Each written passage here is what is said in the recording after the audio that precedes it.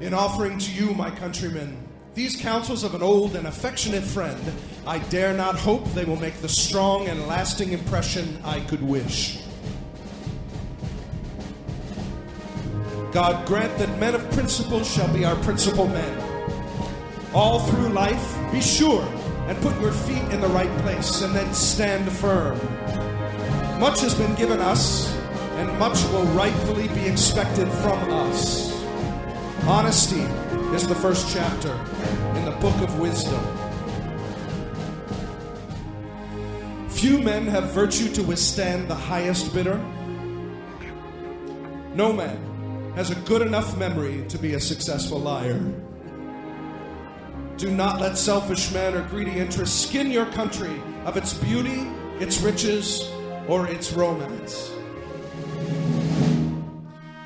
The greatest good we can do our country is to heal its party divisions and make them one people. There is nothing which can better deserve our patronage than the promotion of science and literature.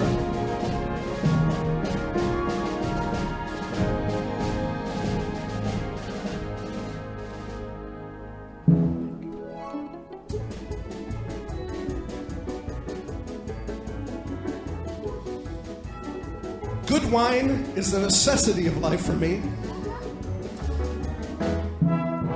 It is neither wealth nor splendor, but tranquility and occupation which give you happiness. Full knowledge of the past helps us in dealing with the future. Knowledge is power. Knowledge is safety. Knowledge is happiness. I cannot live without books. The things I want to know are in books. My best friend is the man who get me a book I ain't read. A man who has never gone to school may steal a freight car, but if he has a university education, he may steal the whole railroad. It is assuredly better to go laughing than crying through the rough journey of life.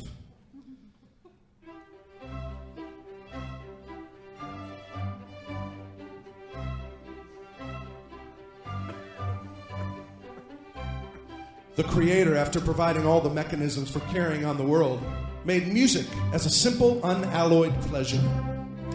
Do not neglect your music. It will be a companion which will sweeten many hours of life to you. Listening to melody, every man becomes his own poet.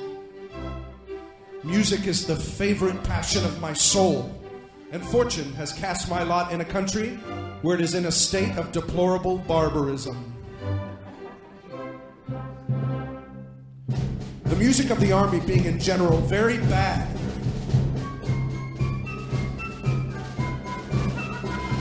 it is expected that the drum and fife majors exert themselves to improve it. Stated hours to be assigned for all the drums and fifes to practice.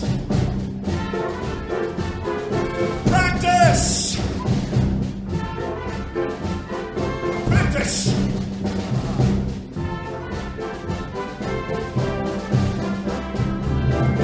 Nothing is more agreeable and ornamental than good music.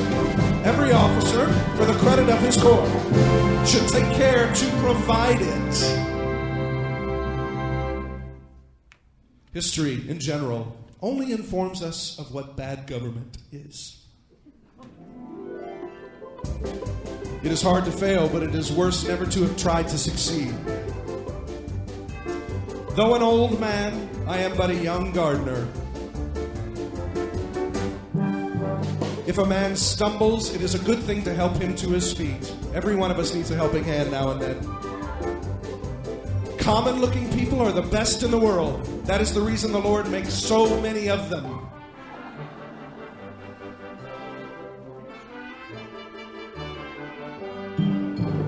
When you've got an elephant by the hind legs and he is trying to run away, it's best to let him run.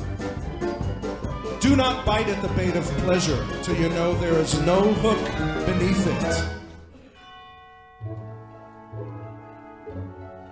All that I am or ever hope to be, I owe it all to my angel mother.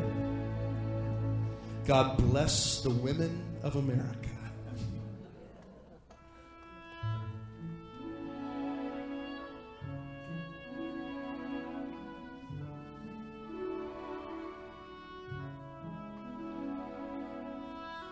while we are zealously performing the duties of good citizens and soldiers, we certainly ought not to be inattentive to the higher duties of religion. The doctrines of Jesus are simple and tend to all the happiness of man.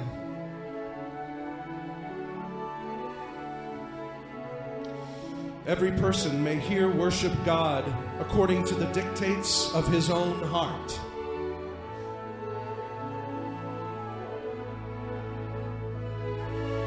It does me no injury for my neighbor to say there are 20 gods or no God. It neither picks my pocket nor breaks my leg.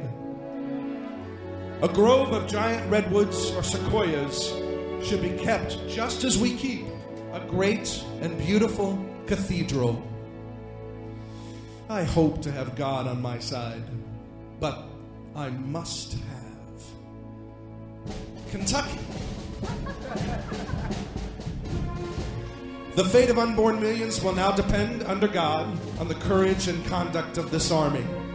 Our cruel and unrelenting enemy leaves us only the choice of brave resistance or the most abject submission. We have, therefore, to resolve to conquer or die.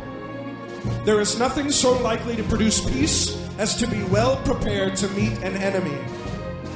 Our liberty depends on the freedom of the press. If freedom of speech is taken away, then dumb and silent we may be led, like sheep to the slaughter. Patriotism means to stand by the country. It does not mean to stand by the president or any other public official.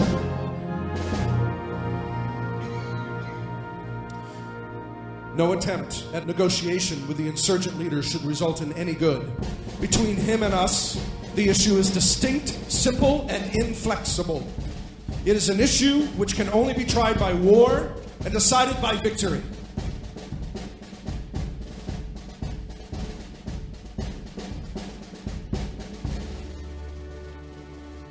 Whenever I hear anyone arguing for slavery, I feel a strong impulse to see it tried on him personally.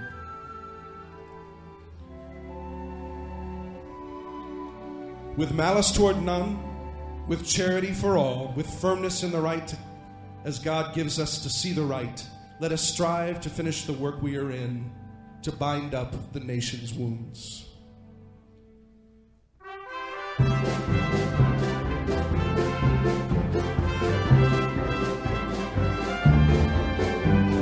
Speak softly and carry a big stick.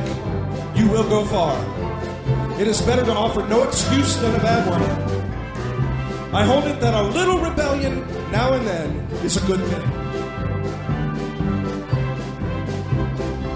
Stand with anybody that stands right. Stand with him while he is right, and part with him when he goes wrong.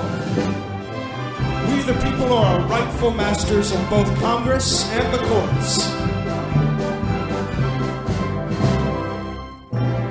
Elections belong to the people. It's their decision.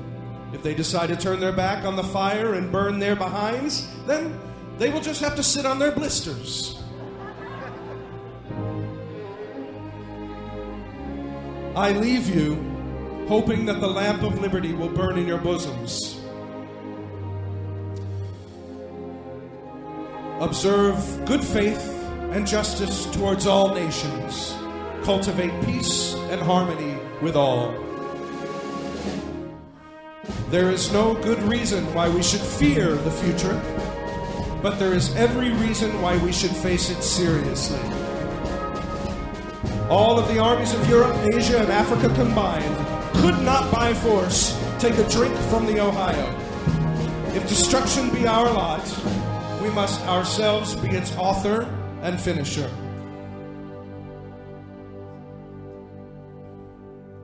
We hold these truths to be self-evident. That all men are created equal, that they are endowed by their Creator with certain unalienable rights, that among these are life, liberty, and the pursuit of happiness. 77 years ago, our fathers brought forth on this continent a new nation, conceived in liberty, and dedicated to the proposition that all men are created equal. We are highly resolved that these dead shall not have died in vain, that this nation under God shall have a new birth of freedom, and that government of the people, by the people, for the people, shall not perish from the earth.